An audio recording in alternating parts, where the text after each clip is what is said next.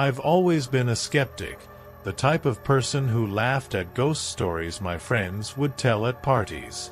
But something happened to me 5 years ago that changed my perception of the world around me. That event left a mark on me, and to this day, I can't sleep through the night without feeling like something is watching, waiting in the darkness. It was an autumn night, and I was returning from a work trip. The road was practically deserted, illuminated only by my car's headlights and the full moon in the sky. Around 11 at night, I finally saw the faint lights of the small town where I live. Only then did I realize I had forgotten to buy something for dinner. Since the local market would already be closed, I decided to stop at a 24-hour convenience store on the outskirts of town. The place was small, dimly lit, and completely empty. I grabbed a few basic items and headed to the checkout. The cashier, an elderly man with a tired appearance, seemed more interested in the portable TV next to him than in ringing up my purchases. As he scanned my items, I felt a shiver run down my spine, as if someone were watching me. I looked around, but the place was deserted. "You must be new around here, right?" he asked, interrupting my thoughts. I replied that I wasn't, that I had lived in the town for years. He looked at me over his glasses and muttered something I couldn't quite make out, but it sounded like, "Then you must have heard about the presents." That piqued my curiosity. I asked what he meant, but he just shook his head, handed me my change, and said, "It's best not to talk about it. But if you hear something strange tonight, don't go check it out." I left the convenience store with a strange feeling in my chest. On the drive back home, the man's words echoed in my head. I was tired and attributed that discomfort to accumulated fatigue. I got home around midnight. My home was an isolated house, surrounded by trees, with a small gravel path leading to the main road. It was a quiet place, perfect for resting after a long day. I went inside, put the groceries in the kitchen, and went straight to take a shower, trying to shake off the lingering unease. When I came out of the bathroom, something felt different. There was an unusual stillness in the house, as if the environment was waiting for something. I headed to the bedroom, but before I could close the door, I heard a noise coming from the living room. It was a low, almost imperceptible sound, like a light scratching, as if nails were gently dragging across the wooden floor. My heart began to race. The first thing that came to mind was that an animal might have gotten into the house. I grabbed a flashlight and went downstairs, expecting to find some lost cat or dog. But the living room was empty. The sound stopped as soon as I entered, and the only thing I could hear now was the sound of my own heartbeat. I turned on all the lights in the house, hoping to dispel the feeling that something was wrong. I did a thorough inspection of the rooms but found nothing out of the ordinary. Still, the feeling of being watched wouldn't leave me. I decided to go back to the bedroom, trying to ignore the discomfort. I put on a movie and lay down, hoping the distraction would help me sleep. But then something truly terrifying happened. The TV turned off by itself, and the room was plunged into darkness. I stayed still, staring at the black screen, trying to understand what had just happened. Maybe it was an electrical issue, I thought. But then I heard that sound again, now closer, as if it were coming from the hallway. I got up slowly, feeling a growing panic. I walked to the bedroom door and opened it, shining the flashlight down the hallway. There was nothing, just the oppressive darkness. I took a step forward, trying to see better, and that's when the flashlight went out. The silence that followed was deafening. I stood there, in the darkness, trying to control my breathing and calm my nerves. Time seemed to drag on, each second stretching into eternity. And then, something moved in the darkness. I didn't see it clearly, but the feeling was unmistakable. There was something there with me, something that moved without making a sound, something that was getting closer. My mind screamed at me to run, but my body was paralyzed with fear. And then, in the absolute silence, I heard a whisper. It was a low voice, almost indistinguishable, but filled with a malevolence that made my skin crawl. I couldn't understand what it was saying, but the tone was purely threatening, a dark warning that I shouldn't be there, that I was intruding on a space that didn't belong to me. The flashlight flickered again, and for a brief second I saw a shadow move in front of me. It had no defined shape, it was just a mass of darkness blending into the environment. But the most terrifying part was the feeling it conveyed, a deep, unspeakable hatred, as if I were in the presence of something ancient and evil. Without a second thought, I retreated back to the bedroom and slammed the door shut. The flashlight finally died completely, and I sat there on the floor, my heart pounding uncontrollably, trying to comprehend what had just happened. That night, I couldn't sleep. Every little noise, every creak of the houses would seem amplified, and every shadow seemed to hide that presence. When the sun finally began to rise, a sense of relief flooded over me.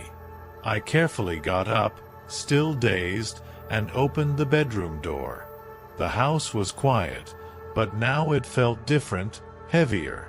It was as if the air was impregnated with something bad, something I couldn't explain. I cautiously descended the stairs, observing every corner, every shadow, but everything seemed to be in order. There was no sign of the presence I had felt the night before. I made a strong coffee and sat in the kitchen, trying to calm down. I needed to believe that it was all just a nightmare, a hallucination caused by exhaustion. But deep down, I knew it was real. I decided to leave the house for a while, take a walk around town, and try to find some logical explanation for what had happened. I went back to the market, hopeful to find the clerk from the previous night. Maybe he knew more about that presence he had mentioned. When I got there, I was greeted by a young woman who seemed to be the elderly man's daughter. I asked about him, and she told me he had passed away 2 days ago. That caught me by surprise. How could he have served me the previous night if he was already dead? Confused, I told her about my encounter with him and the words he had said about the presence. She turned pale and pulled me aside, away from the curious ears of other customers. "My father used to talk about it, but I never thought it was true," she began, her voice trembling.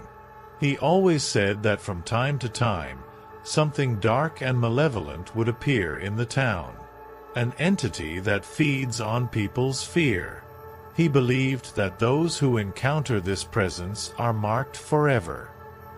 I asked her if there was anything that could be done, any way to fend it off. But the only thing she told me was, "I don't know how it works, but my father always said the best thing to do is to never show fear. The more scared you are, the stronger it becomes." I left the market with a sense of despair. How could I not be afraid of something so terrifying? Those words echoed in my head the entire way back home. The days that followed were torture. The feeling of being watched never went away, and the nights became increasingly unbearable. Each day, I felt weaker, more terrified. Sleep became impossible, and the darkness that once brought me comfort now was a constant enemy. One night, When I was on the verge of despair, something inside me broke. I decided that I couldn't live like that anymore, being tormented by something I couldn't even see clearly. So, the next night, when I felt the presence approaching again, instead of running, I stood still, waiting. The house was plunged into complete darkness, and the scratching sound returned, louder, more insistent. My heart was pounding uncontrollably, but this time I forced myself to remain still, facing whatever that thing was. Seconds dragged on, turning into endless minutes, until the sound stopped. The feeling of being watched grew more intense, as if something was lurking, studying my every move, waiting for me to make a mistake. The room fell silent.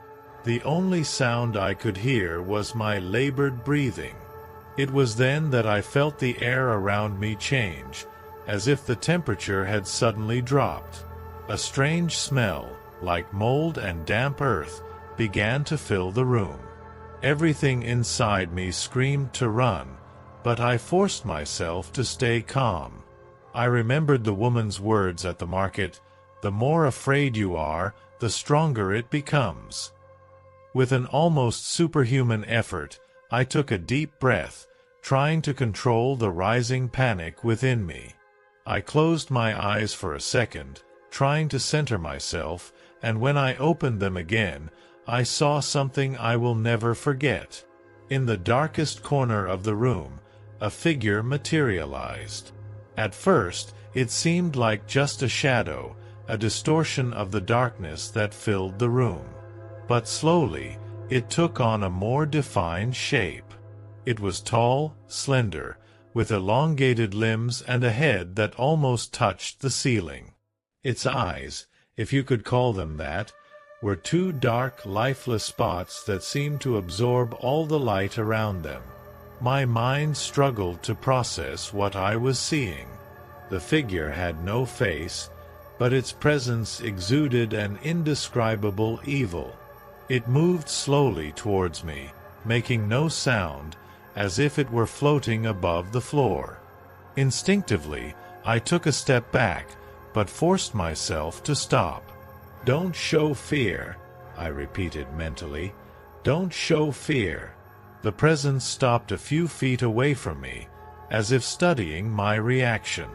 The air around me seemed denser, harder to breathe. All I wanted to do was run, but I knew that would be the end of me. Then it spoke. It wasn't a voice in the traditional sense. There was no sound, no words.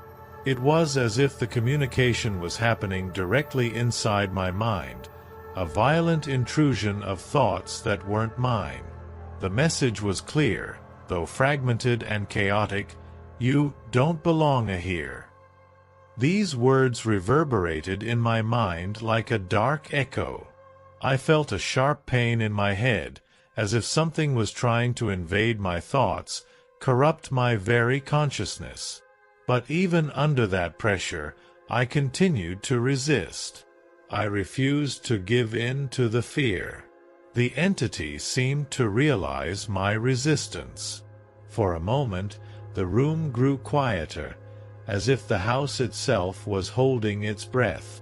The figure in front of me remained motionless, but the sense of imminent danger grew stronger with each passing second. Suddenly, the presence began to change.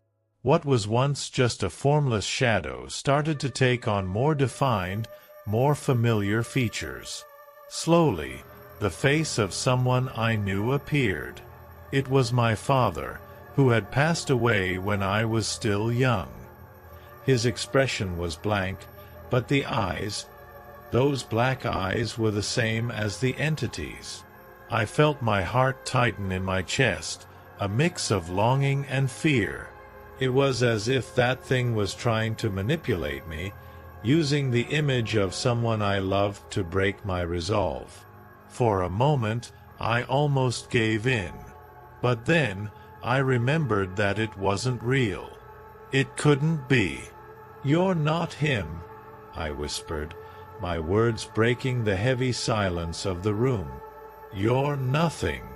The figure froze, as if caught off guard. The sense that it was being challenged seemed to anger it. Suddenly, the temperature in the room dropped even further, and the darkness around me seemed to intensify, swallowing everything. The pressure in my head increased, nearly causing me to pass out. But even then, I didn't give in. "You can't hurt me," I continued, with a voice that sounded firmer than I felt. "You can't do anything unless I let you." What happened next was unexpected. The figure twisted, the image of my father dissolved into a mass of shadows, and the presence retreated a few inches. It seemed weaker, less threatening. I was winning. With a courage I didn't know I had, I took a step forward. "Go away," I commanded, with more confidence. "You have no power here." For a moment, nothing happened. The room was heavy with a tension that could be cut with a knife. But then, the entity began to fade. Like mist in the sun, it started to dissipate, until nothing remained but the natural darkness of the night.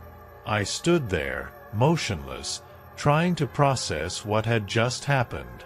The air gradually returned to normal, and the house regained its familiar feeling. I was alone again. But somehow, I knew this wasn't over. In the days that followed, the nights remained quiet, but the feeling of being watched persisted, though more subtly. The presence never manifested as intensely again, but I knew it was still there, lurking in the shadows, feeding on any small spark of fear it could find. Eventually, I decided to move away. The town that once seemed like a peaceful refuge now felt tainted with memories of terror and anxiety. I found a new home, far away, in a big city where the bright lights and constant noise made me feel safe. But even so, sometimes at night, when I'm alone and the world is quiet, I feel as if something is watching me, waiting for the chance to manifest again. I believe I'll never be completely free of that presence.